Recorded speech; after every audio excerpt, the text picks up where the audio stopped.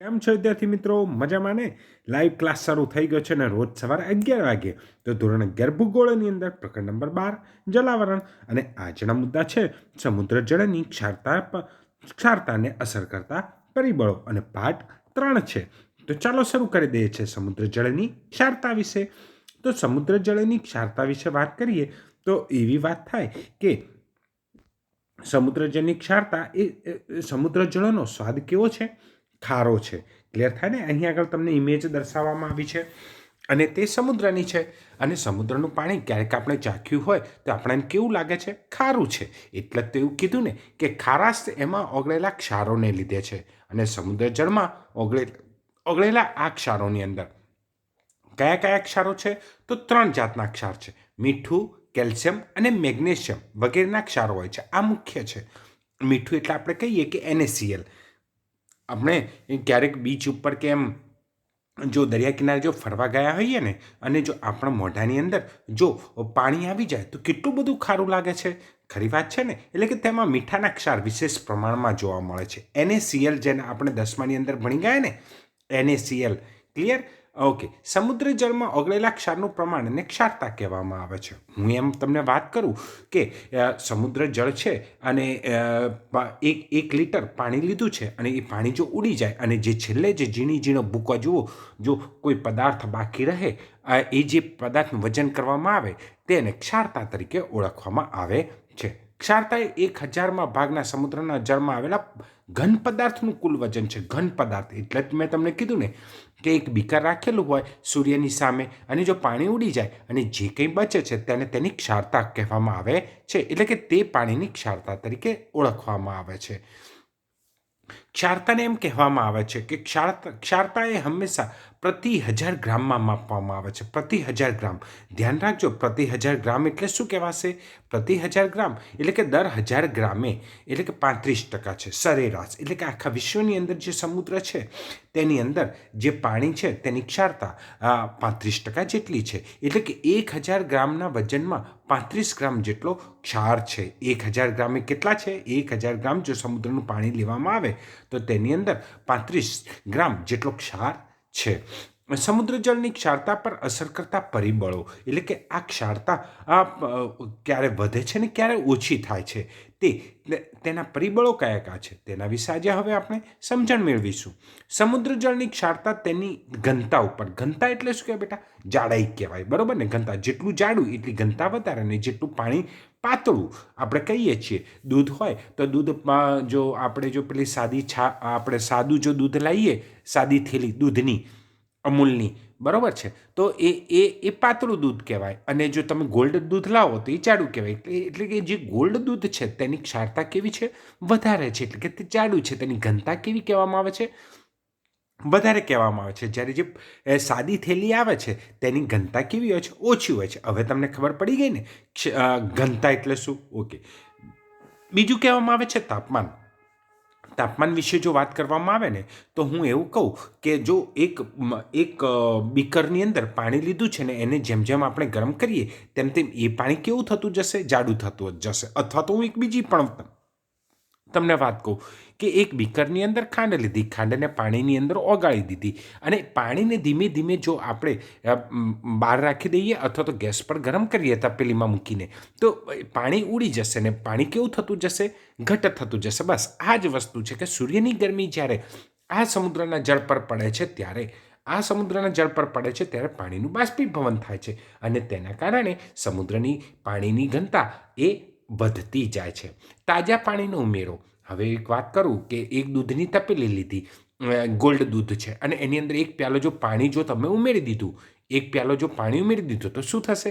દૂધ પાતળું થશે. એટલે કે ઘનતા કેવી થાય છે? ઓછી થાય છે. એટલે કે જો તાજા પાણીનો સમુદ્રના પાણીની અંદર જો ઉમેરો થાય તો ત્યાં આગળ આ ક્ષારતાનું પ્રમાણ કેવું થઈ જાય છે? ઓછું થઈ જાય છે. બાષ્પીભવન પણ ઘણી અસર કરે છે. જો બાષ્પીભવનનો દર વધારે તો ઘનતા વધારે, અને બાષ્પીભવનનો દર ઓછો તો ઘનતા ઓછી. મહાસાગરના પ્રવાહોમાં પણ એવું છે. જો મહાસાગરના પ્રવાહો જોઈએ તો વિશ્વની અંદર અત્યાર સુધીમાં વાત કરી હતી કે લાબ્રાડોરનો પ્રવાહ ગ્રીનલેન્ડ તરફથી આવતો હતો ત્યારે તે કેવો હતો, ત્યાં તેની ઘનતા ઓછી હતી, પણ જેમ જેમ એ ખારા સમુદ્ર તરફ આવતું જાય છે તેમ તેમ તેની ઘનતા કેવી થતી જાય છે, વધતી જાય છે. નદીઓનું પાણી કેવું હોય છે, મીઠું હોય છે, પરંતુ જ્યારે સમુદ્રને મળે છે ત્યારે એ પાણી કેવું થઈ જાય છે, ખારું થઈ જાય છે. એટલે કે જ્યાં આગળ નદીઓ મળતી હોય ને ત્યાં આગળ ક્ષારતાનું પ્રમાણ કેવું હશે, ઓછું હશે. એટલે કે તેના પર આધાર રાખે છે. સમજી ગયા ને તમે? સમુદ્ર જળની ઘનતા વધારે હોય તો ક્ષારનું પ્રમાણ વધારે હોય છે, અને જો સમુદ્ર જળની ઘનતા ઓછી હોય તો ક્ષારનું પ્રમાણ કેવું હોય છે, ઓછું હોય છે. તો વાત આગળ આપણે કરીએ સમુદ્ર જળની ક્ષારતા વિશે. હવે વિસ્તૃતે વાત કરી દઈએ કે તાપમાન જ્યારે વધારે હોય છે, જ્યારે તાપમાનનું પ્રમાણ વધારે હોય છે ત્યારે બાષ્પીભવનનો દર વધારે હોય છે. અને જો બાષ્પીભવન એટલે કે બાષ્પીભવન, પાણી તો ઉડી ગયું પણ ક્ષાર કંઈ અવકાશમાં ઉડવાના છે? ના, નથી ઉડવાના. એટલે કે આથી સમુદ્ર જળની ક્ષારતામાં ધીમે ધીમે વધારો થાય છે. જેમ બાષ્પીભવનમાં મંદ એમ સમુદ્ર જળની ક્ષારતા કેવી થાય છે, ઓછી થાય છે. જેમ બાષ્પીભવન મંદ એટલે કે મેં તમને હમણાં ધ્રુવો વિશેની વાત કરીને, તો ક્ષારતા ઓછી, તો ઉષ્ણકટિબંધમાં ક્ષારતા વધારે હોય છે. બીજું, જેમ કે રાતા સમુદ્ર અને ભૂમધ્ય સમુદ્રમાં સૂકા અને ગરમ પવન બાષ્પીભવનમાં વધારો કરે છે. એટલે કે બાષ્પીભવન વધારે થાય, ચોખ્ખું પાણી ઉડી જાય તો ક્ષારતામાં શું થાય છે, ધીરે ધીરે વધારો થાય છે. આગળ વાત કરતા એવું થાય કે રાતો સમુદ્રની જળની ક્ષારતા 41% છે. રાતો સમુદ્ર અહીં આગળ આવેલો છે. હું તમને વાત કરું તો રાતો સમુદ્ર આ જે આફ્રિકા છે ને, આ આફ્રિકા કહેવાશે અને આ યુરોપ કહેવાશે, અને અહીં વચ્ચે રાતો સમુદ્ર આવેલો છે. અને રાતા સમુદ્રમાં બાષ્પીભવનનું પ્રમાણ વધારે છે, તેથી તેની ક્ષારતા કેવી છે, 41% છે. અને ભૂમધ્ય જળની ક્ષારતા એ સમુદ્રની નજીક આવેલો છે, ભૂમધ્ય સમુદ્ર અહીં આગળ છે. ઓકે, એટલે કે 39% છે. અહીં આગળ પાછું એવું થાય છે કે જ્યાં આગળ કોંગો, એમેઝોન નદી એ દક્ષિણ અમેરિકામાં છે, હે ને? સિંધુ અને ગંગા નદી આપણા ભારતમાં છે. નદીઓ અમુક પાસે સમુદ્રની ક્ષારતા એ તાજા પાણીના પ્રમાણે ઘટે છે. હું ઉદાહરણ તરીકે આપણા ભારતની જ વાત કરવામાં આવે તો આ જે આપણો જે ભારતનો નકશો, આ ગુજરાત છે ને, ગુજરાતનું અહીંથી આ એ પશ્ચિમ બંગાળ નહીં આવ્યું, ગંગા નદી અહીં આવી. જ્યારે ગંગા નદી અહીં સમુદ્રની અંદર ભળે છે ત્યારે તેના નજીકની ક્ષારતા કેવું થાય છે, ઓછી થઈ જાય છે. એટલે ઉમેરણથી તેની ક્ષારતાનું પ્રમાણમાં ઘટાડો થાય છે. આગળ વાત કરીએ તો એવું કહેવાય કે સમશીતોષ્ણ કટિબંધ એટલે ફરીથી તમને લોકોને યાદ કરી દો. વિષુવવૃત્ત 23.5 વૃત્ત એટલે કે સમશીતોષ્ણ ઉત્તર એટલે કે આ કર્કવૃત્ત કહેવામાં આવશે, અને આ મકરવૃત્ત કહેવામાં આવશે. સમશીતોષ્ણ કટિબંધ એ આની આગળ પાછળ આવેલો છે. એટલે કે સમશીતોષ્ણ કટિબંધમાં આવેલા કેટલાક સમુદ્રમાં હિમશિલાઓ પીગળે છે. આ ગ્રીનલેન્ડ આવ્યો ને અહીં આગળ, ઓકે, હિમશિલાઓ પીગળે એટલે એ પાણી કેવું હતું, મીઠું હતું, અને કેવું હતું, તાજું પાણી ઉમેરાય છે. તેથી સમુદ્ર જળની ક્ષારતા ઘટે છે. આગળ મેં તમને જ્યારે પેલા મુદ્દાઓ આવતા હતા ને ત્યારે જ મેં તમને સમજાવી દીધું હતું. ભૂલાતું નથી ને? જો સારો લાગે તો વિડીયોને શેર અને સબસ્ક્રાઈબ કરતા રહેજો.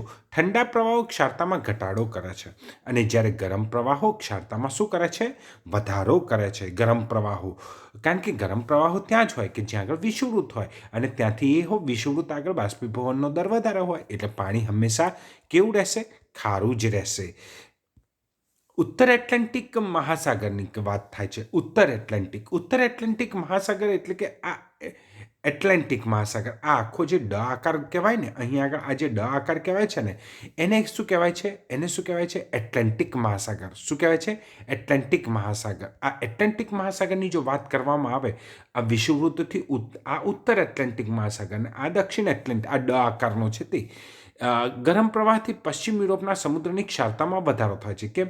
વિષુવવૃત્તની નજીક આવેલું ગરમ પ્રવાહો, સમુદ્રનું રણ પણ નજીક આવેલું છે, એટલે ગરમ પ્રવાહો આવે છે, એટલે કે ક્ષારતાની અંદર વધારો થાય છે. જ્યારે લાબ્રાડોરનો ઠંડો પ્રવાહ, આજે ગ્રીનલેન્ડ અને કેનેડા ખરું ને, ગ્રીનલેન્ડ અને કેનેડા, આ લીલું એ કેનેડા છે ને સફેદ એ ગ્રીનલેન્ડ છે, ને તેની વચ્ચેથી જે પસાર થાય છે તે લાબ્રાડોરનો પ્રવાહ છે. અને અમેરિકાના પૂર્વ કિનારાના સમુદ્રની ક્ષારતામાં ઘટાડો કરે છે. આવી ગયું ને આ અમેરિકા, એની પૂર્વ કિનારા પર ક્ષારતાની અંદર ઘટાડો કરે છે.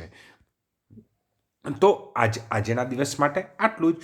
તો જોતા રહો તેજસ પાઠક ચેનલને, શેર અને સબસ્ક્રાઈબ કરો Tejas Pathak channel. Okay, thank you. જય હિન્દ. વંદે માતરમ.